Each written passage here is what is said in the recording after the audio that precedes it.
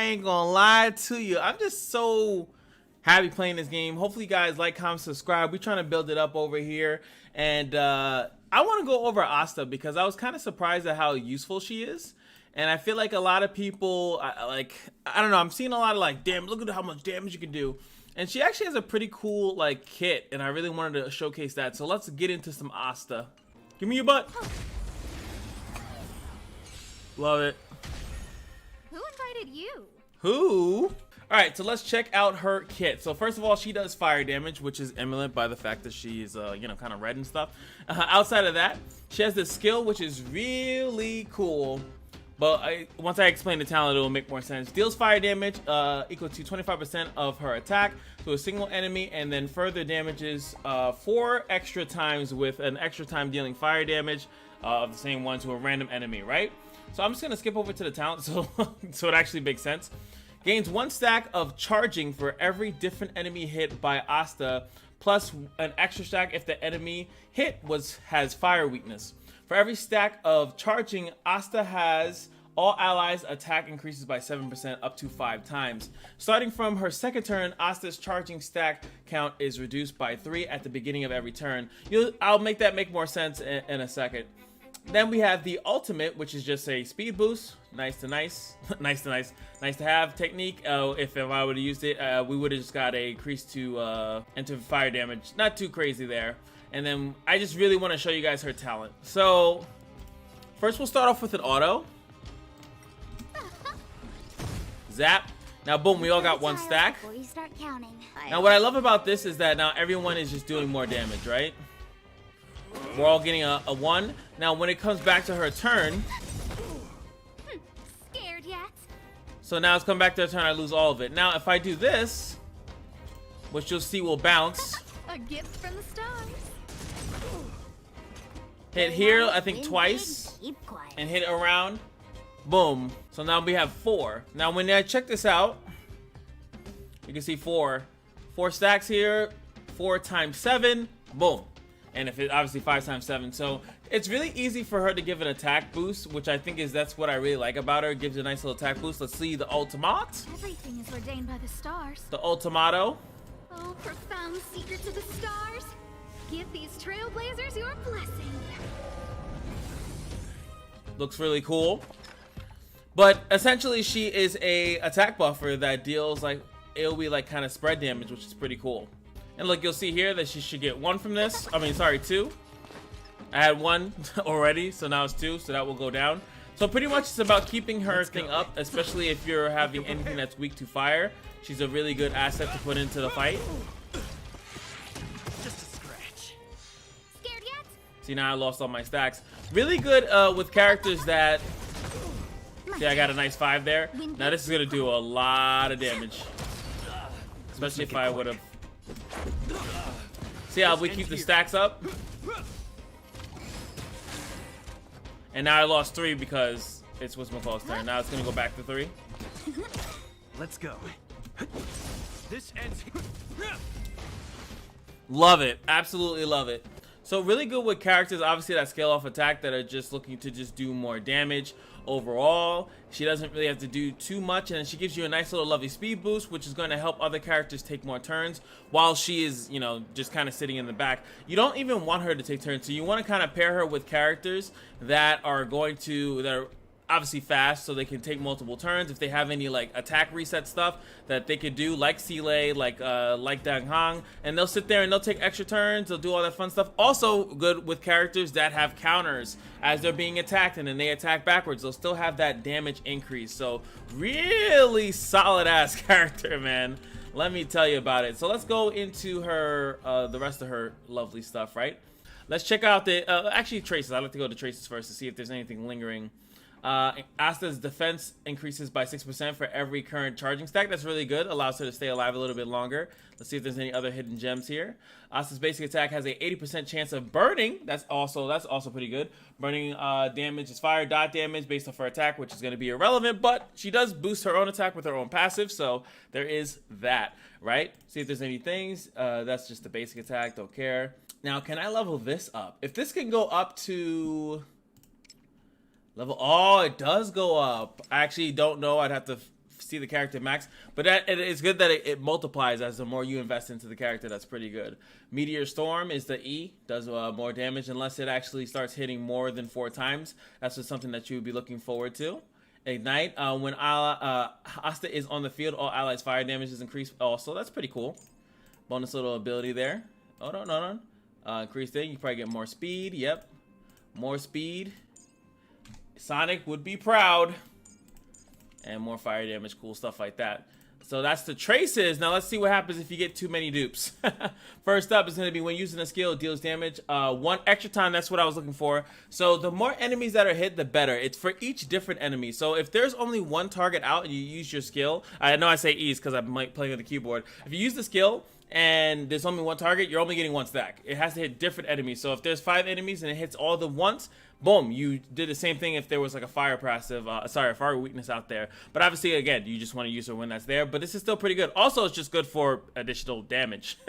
Because like I said, her her passive is giving her additional damage anyway. And, you know, that's good. Pretty easy way to eke out some damage while trying to boost the damage of other people. The fire, also the dot damage aspect of it is going to scale up her attack, so you want more of that going on anyway. Another awakening, I call it Eidolon. There's so many ways, different ways to call it. And this one is after using her ultimate, Asta's charging stacks won't be reduced in the next turn. This is absolutely fantastic. So let's say you use a skill, then you use her ultimate, then her next turn they won't go down. They go down on her turn, pretty much at the end of her turn. So that's absolutely fantastic, keeping the attack buff up.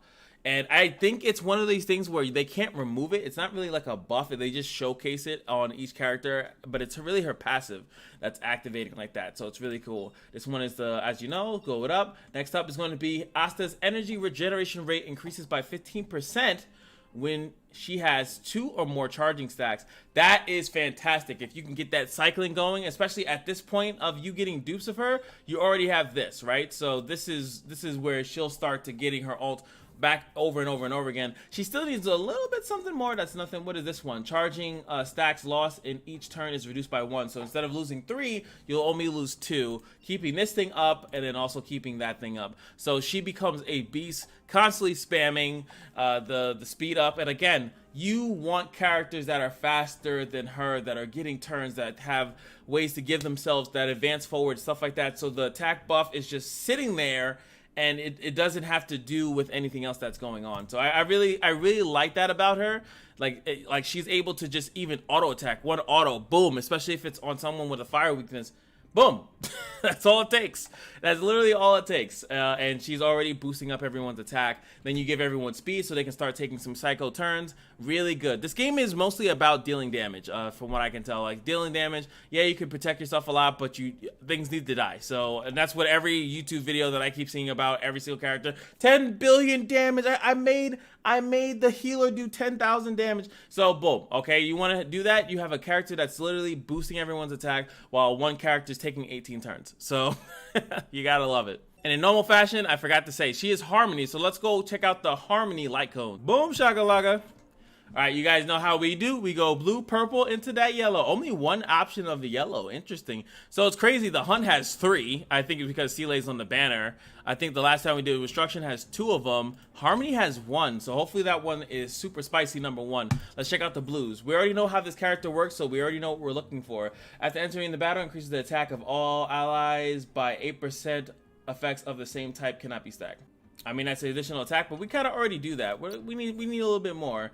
After the wearer uses attacks or gets hit, additionally 4 energy. That's pretty good, allowing her to kind of cycle her ultimate. Upon a battle entry, allies just get more speed. For 1 turn. That's like PvP-ish kind of thing. I like this, I guess. Increase more attack boost, more damage, because we need to show them numbers on the YouTube thumbnails. So yeah, increases the attack of allies by 8%. Effects of the same time. I mean, that's, I guess. You know what? Maybe the speed one is a little bit better, because it can make you take faster turns, like you get started. I think meditate. I'm going with meditation. All right, so let's look at the purples. I didn't mean to look at each one either. I just did. So let's look at this one. I'll look at each one and see what's really good. And boom, the first one I like. When the wearer attacks, additionally regenerates 4 energy. I kind of just like that. They're just energy, let you cycle stuff, but not too great. Let's see if we can find better. This is the best one right there.